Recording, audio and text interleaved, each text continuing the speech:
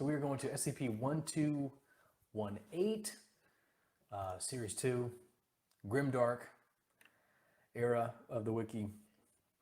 One of the better ones, honestly, one of the better ones. Due to the potential for information leaks. Oh, okay. Yada, yada. Any contact with or appearances of -2 are to be recorded and logged. Let's just pause here for a second. This is a very, very good sentence. This is what I mean when I say good sentence construction, right? Most of the authors on the SCP Wiki these days, and certainly the more, high-profile ones, can't really write well. I mean, they do a good job of putting a story together, which is why they're successful in the SCP Wiki, and of course they abide by the political canon that is required for anybody to abide by in order to actually, post there, much less thrive there. But yeah, so this kind of any contact with or appearances of, that's not your 101 statement, okay? It takes a little bit of skill to construct that sentence well and make these two prepositional phrases meld very well together. Not a lot of people can do that very well, and this is just a good example of a well-written sentence, and it's surprising to me, just me alone, that these sentences are in such short supply on SCPs these days, modern writing. I always pick on DJ Cactus. I'll do it again. I've never read a sentence written by DJ Cactus that indicates any level of skill, such as this. This already surpasses most authors' skill ability when it comes to sentence composition, okay? The technique, the logistics, the design, the aerodynamics, the fluidity, the musicality of a sentence. So, I mean, it's a mild example, but it is enough of one to make the point. I like how the description starts out just kind of detailing the nomenclature. It doesn't actually get into it. There's 32 of them. Instances all appear to be normal wall-mounted mirrors, most frequently rectangular, with sizes between 0.2 and 9.5 square meters.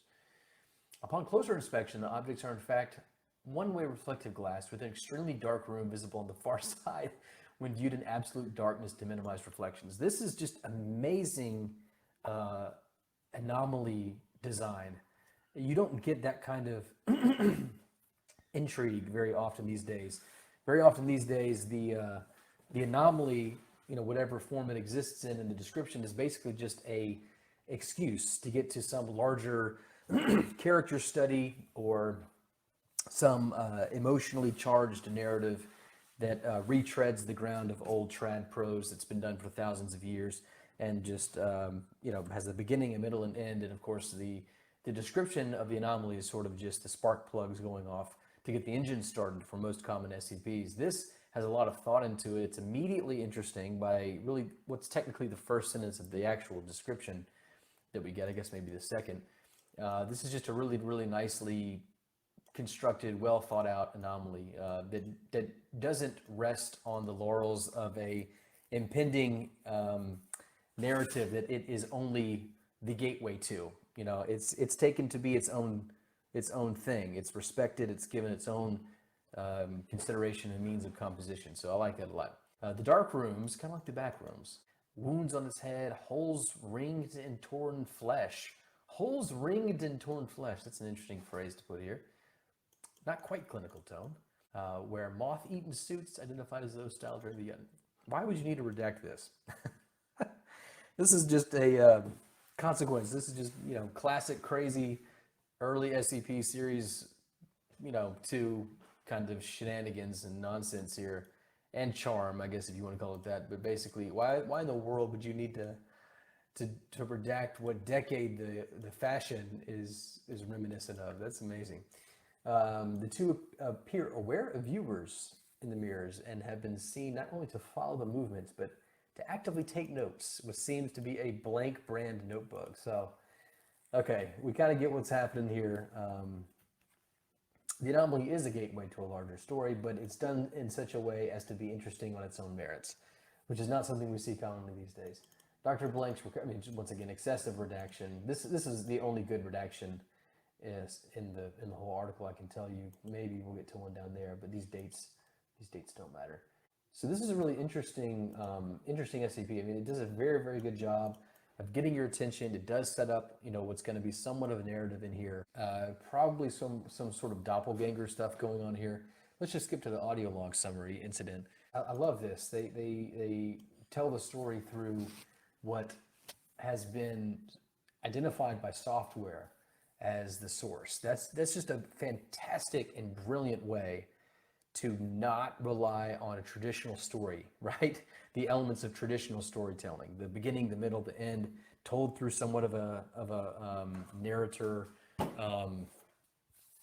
Yeah, I mean, this is how it should be done. This is how it used to be done. Brilliant.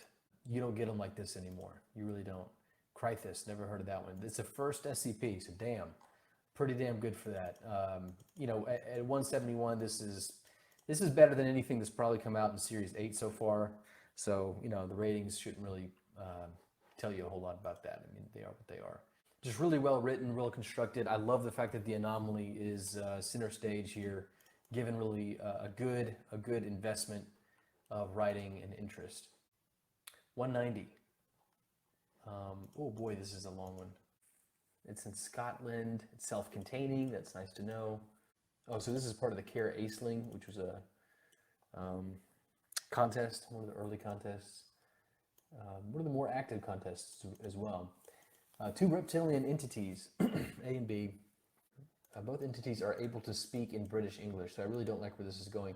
It's almost an instant KO for an article. If you have animals that talk, there's only a few articles who do that well, who cast animals who can talk English, and it'd be anything more than just a really sort of garden variety caricature of some accent, as we've already seen in this one, it being a British accent. Yep, here it is. Yeah, so you cannot have it avant, Yeah, basically it's just an excuse to have the characters talk in some form of zaniness. I think Business Lizard is one of the only ones I can think of just off the top of my head that actually does it well. And to be fair, that one doesn't technically talk. So it's almost an instant KO for an article. They have grudges against each other. They're always bickering. So they give them some sort of wacky, zany sort of character thing going on here. It's not good. Don't comment on that. RPC A blows a cascade of fire. So it's straight out of a cartoon. No one's interested in this. This is garbage. God, it even ends with the whimper. This is the whimper ending. It's just so bad. So expected. So cliche, so blasé. I think at 3.9, this is a real generous rating for this article. This is not good at all. We'll finish off with the commune. I didn't get to finish 404 last time. Owner of a Lonely Heart, which is the name, which is just great. So let's pick it up where we left off last time. Any substantial physical disturbance has the potential to induce arrhythmia that subsides after several hours. I mean, it already has arrhythmias. I mean, it's already going heartbeat 20, 50, 20, 70 a minute at rest, 300 plus. When it's active. I mean, that if we're talking about arrhythmias, that's certainly going to qualify as an arrhythmia, okay? You get that, I mean, that's not compatible with life in a human. You don't get that high of a heart rate and live. We don't have to go into the details of why. Does not experience pain except when the heart is damaged or disrupted. Once again, very poetic. It's a member of this, which I'm not clicking on, the Solvent Interpretation Division. Don't care about that. So it looks like this article does kind of rely on pre-knowledge of 1659, perhaps written by the author, perhaps not.